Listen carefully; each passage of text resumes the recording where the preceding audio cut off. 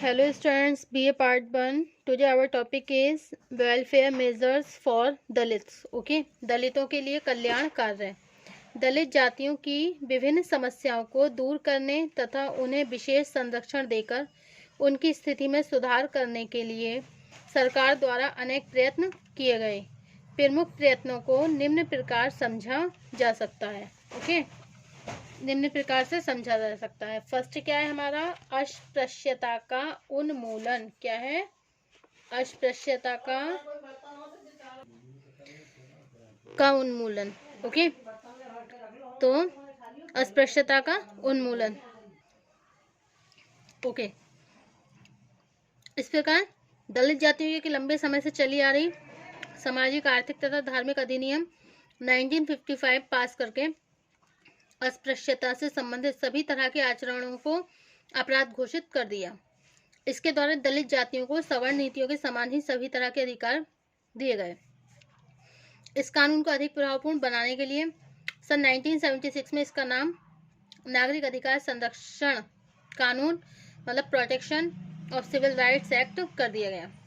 Okay, अब next है आपका संवैधानिक प्रावधान। संविधान के अनुच्छेद 17 के द्वारा अस्पृश्यता से संबंधित किसी भी तरह के आचरण का उन्मूलन कर दिया गया।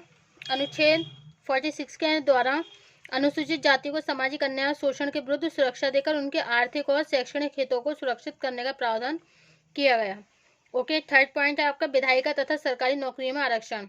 संवैधानिक प्रावधानों के अनुसार संसद तथा राज्यों को विद्यमान सभाओं में अनुसूचित जातियों को दिया जाने वाला आरक्षण जनवरी सन 2010 तक के लिए बढ़ा दिया गया। संविधान के अनुच्छेद 335 के अनुसार प्रतियोगी परीक्षाओं के द्वारा होने वाली नियुक्तियों में 15% स्थान, सीधी भर्ती में अनुसूचित जातियों के लिए 16.66% स्थान आरक्षित रखे गए हैं। ओके, नेक्स्ट है शैक्षणिक सुविधाएं। दलित जातियों में शिक्षा का प्रसार करने के लिए निर्धन परिवारों के पहली कक्षा में 5वीं कक्षा तक के सभी बच्चों को 40 तथा क्लास 9 से 10 तक के विद्यार्थियों को 75 मासिक की छात्रवृत्ति देने का प्रावधान किया गया और आगामी शिक्षा के लिए भी छात्रवृत्ति की सुविधाएं दी जा रही हैं। नेक्स्ट पॉइंट है आपका आर्थिक सुविधाएं। जाति संरचना में दलित जातियों की सबसे बड़ी समस्या उन्हें अपवित्र गंदे कामों के द्वारा आजीविका उपार्जित करने के लिए बाध्य होना पड़ा। इस निर्योग्यता को दूर तथा गंदे कामों के द्वारा आजीविका उपार्जित करने में रुचि लेते हैं। ओके, उन्हें सरकार के द्वारा विशेष प्रशिक्षण, आर्थिक सहायता उपलब्ध कराई जाती है। नेक्स्ट है स्वास्थ्य तथा आवास की सुविधाएं। दलित जनजाति को स्वास्थ्य और रहन सहन की दशा में सुधार करने के लिए भी अनेक योजनाएं शुरू करी गई। नगरीय और ग्रामीण क्षेत्रों में दलित जातियों के लिए लोगों को मकान बनवाने के लिए लागत का लगभग 75% हिस्सा अनुदान के रूप में दिया जाता है। उनका उद्देश्य उन्हें स्वस्थ वातावरण तथा पानी की निकासी समुचित सुविधा उपलब्ध कराना है। नेक्स्ट पॉइंट है अन्य योजनाएं। दलित जातियों के सामाजिक आर्थिक विकास के लिए अनेक दूसरी सुविधाओं का भी प्रावधान किया गया है। गांव में दलित जाति के भूमिहीन और छोटे किसानों के ऊपर महाजनों या बैंकों के जो ऋण थे उन्हें माफ कर दिया जाता है। जिला हरिजन कल्याण विभाग द्वारा दलित जातियों की सुरक्षा देने के साथ ही उन्हें कल्याण के लिए विभिन्न योजनाएं लागू की जाती हैं। ओके, नेक्स्ट है आपका change in the status of Dalits. Okay, दलितों की परिस्थिति में परिवर्तन। विभिन्न विकास योजनाएं तथा स्वयं दलित जातियों में उत्पन्न होने वाली जागरूकता के फलस्वरूप उनकी स्थिति में जो भी परिवर्तन हुआ है हम उसको दलित जातियों की सामाजिक गतिशीलता कहते हैं। ओके, सारोकिन के अनुसार यह गतिशीलता 2 तरह की होती है। कितनी तरह की होती है? 2 तरह की। एक को आरोही मतलब असेंडिंग सामाजिक गतिशीलता कहा जाता है और दूसरी को अवरोही मतलब डिसेंडिंग गतिशीलता कहा जाता है, सामाजिक गतिशीलता कहा जाता है। Okay, ascending and descending, there is the 2 kinds of the सामाजिक गतिशीलता मतलब social ascending and social descending. अब नेक्स्ट आएगा आज दलित जातियों की दशा ऊपर की ओर उठती हुई गतिशीलता अथवा आरोही गतिशीलता सामने आई है। इसका मुख्य कारण दलित जाति के व्यक्तियों द्वारा एक गांव से दूसरे गांव, गांव से नगर तथा एक नगर से दूसरे नगर की ओर स्थान परिवर्तन करना। ठीक है, शिक्षा के द्वारा ये क्या कर रहे हैं मतलब by education he get the improve in his situation मतलब अपनी जो स्थिति है, इनकी जो कंडीशन है, उसमें भी एजुकेशन के द्वारा ये इम्प्रूव कर रहे हैं। विभिन्न सरकारी नौकरियां प्राप्त कर रहे हैं। राजनीतिक नेतृत्व ग्रहण करना तथा परंपरागत व्यवसाय को छोड़कर नए व्यवसाय करना है। ओके, इन कारकों के प्रभाव से दलित जातियों के जीवन में बहुत सारे परिवर्तन हुए और सर्वप्रथम उनकी सामाजिक परिस्थिति में भी काफी चेंजेस हुआ और दलित जातियां आज भी अपनी आवश्यकताओं को पूरा करने के लिए उच्च जातियों की दया पर ही निर्भर रहती हैं, बल्कि स्वतंत्र रूप से आजीविका उत्पादन करके, मतलब आजीविका उपार्जित करके ये क्या करते हैं, स्वतंत्र रूप से, मतलब बिल्कुल फ्री होकर अपनी जो लिवलीहुड है उसको उसके द्वारा अपने सेल्फ कॉन्फिडेंस को बढ़ाते हैं। दूसरा, विभिन्न जातियों के साथ उनके संपर्क और अंतर क्रियाओं की प्रक्रिया में परिवर्तन हुआ है। विभिन्न जातियों के बीच खान पान, सामाजिक संपर्क संबंधी विभेद बहुत तेजी से कमजोर पड़ते जा रहे हैं। इसे हम अंतर क्रियाओं के प्रतिमान में होने वाले परिवर्तन कह सकते हैं। और थर्ड क्या है, दलित जातियों की आकांक्षाओं के स्तर में जो भी परिवर्तन आया है, अब दलित जातियों के लोग भी अपने बच्चों को शिक्षा देकर उन्हें आगे बढ़ाने का प्रयत्न कर रहे हैं। ओके, अपनी सामाजिक और आर्थिक स्थिति में सुधार करके समाज में सम्मानित स्थान प्राप्त करने का प्रयत्न कर रहे हैं। और फोर्थ है, दलित जातियों की बहुत सी महिलाएं द्वारा नौकरियां करने के कारण उनके पारिवारिक जीवन में, मतलब जो उनकी फैमिली लाइफ है, उनमें हमें एक बहुत ही क्लियर चेंजेस देखने के लिए भी मिला। ऐसे परिवार कहीं अधिक संगठित और प्रगतिशील दृष्टिकोण के। और फिफ्थ क्या है, राजनीतिक क्रियाओं में सक्रिय सहभाग करने से दलित जातियां एक नए दबाव समूह के रूप में विकसित हुई हैं। इसी का परिणाम है आज सभी राजनीतिक दल जो है उनका समर्थन पाने के लिए अधिक से अधिक लाभ देने का प्रयत्न कर रहे हैं। ओके, उपयुक्त परिवर्तन के बाद यह आवश्यक है कि दलित जातियों से संबंधित सामाजिक परिवर्तन सभी दलित जातियों में समान प्रकृति का नहीं है। विभिन्न जातियों में परिवर्तन के कारण एक दूसरे से भिन्न है। कुछ दलित जातियों की स्थिति में होने वाली जो भी परिवर्तन है, उनका कारण क्या है, सामूहिक गतिशीलता। ओके,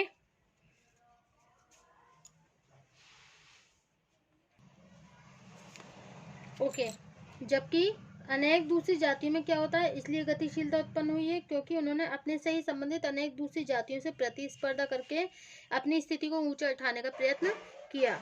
इसे अंतरजातीय प्रतिस्पर्धा से उत्पन्न गतिशीलता भी कहा जाता है। ओके, इसी का परिणाम है कि दलित जातियों में कुछ जातियों का विकास कार्यक्रम तथा सरकारी नौकरियों का अधिक लाभ मिल गया, जबकि दूसरी बहुत सी जाति कुछ जातियों ने पवित्रता के आदर्श मॉडल ऑफ स्केर्डनेस के आधार पर अपनी स्थिति को ऊंचा उठाया, जबकि कुछ जातियों में सामाजिक गतिशीलता को धर्म निष्पेक्षता के आदर्श मॉडल ऑफ सेक्युलरिज्म से प्रोत्साहन मिला।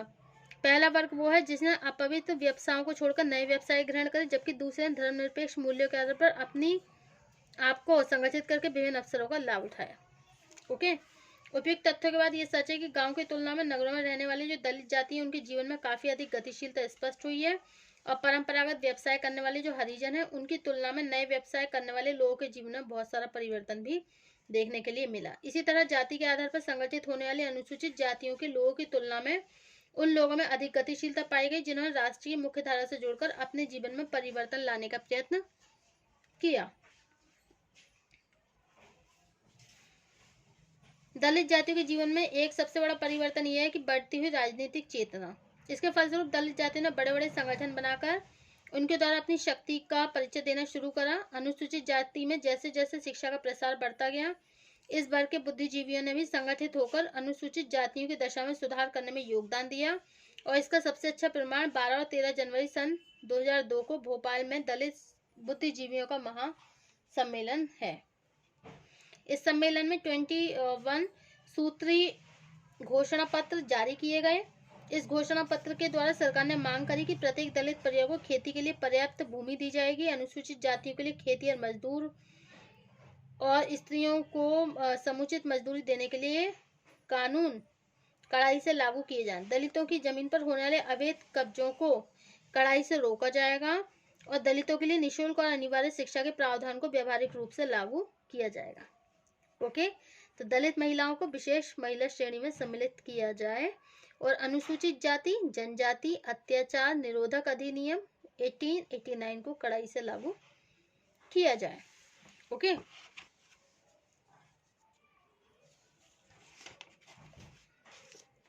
अब नेक्स्ट पॉइंट है आपका दलितों के कल्याण हेतु सुझाव, suggestion for the welfare of Dalits. Okay, first क्या है इसमें, आरक्षण का विकेंद्रीकरण।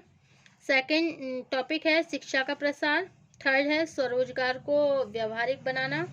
एंड फोर्थ है सफाई के नए उपकरणों का प्रयोग।